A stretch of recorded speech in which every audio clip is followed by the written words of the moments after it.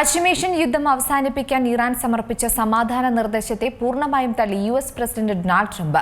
ഒട്ടും സ്വീകാര്യമല്ല എന്ന് പ്രതികരിച്ചാണ് അമേരിക്കൻ പ്രസിഡന്റ് നിർദ്ദേശം തള്ളിയത്. പാകിസ്ഥാൻ മധ്യസ്ഥർ മുഖേന ഇറാൻ സമർപ്പിച്ച മറുപടിയോട് യോജിക്കാനാവില്ലെന്നാണ് ഡൊണാൾഡ് ട്രംപിന്റെ പ്രതികരണം. വ്യവസ്ഥകളോട് തനിക്ക് വിയോജിപ്പാണെന്നും ട്രംപ് വ്യക്തമാക്കി.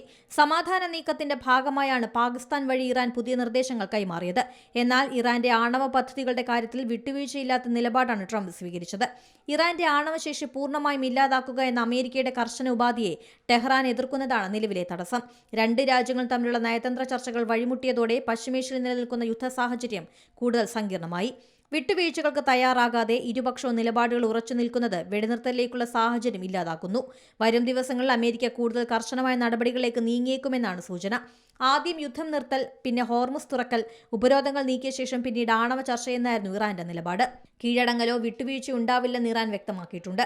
അതിനിടെ കുവൈത്തിനും യുഎഇക്കും നേരെയും ഖത്തർ തീരത്തോട് ചേർന്ന കപ്പലിന് നേരെയും ഇറാന്റെ ആക്രമണം നടന്നു. ഹോർമുസ് തുറക്കാനുള്ള പ്രമേയത്തെ പിന്തുണയ്ക്കുന്നവർക്കെതിരെ കനത്ത ഭീഷണിയാണ് ഇറാൻ ഉയർത്തുന്നത്. International desk Zee Malayalam news. ഏറ്റവും പുതിയ വാർത്തകളും വിശേഷങ്ങളും വിരൽ തുമ്പിലറിയാൻ സീ മലയാളം ന്യൂസ് എല്ലാ ഡിജിറ്റൽ പ്ലാറ്റ്ഫോമുകളിലും ലഭ്യം.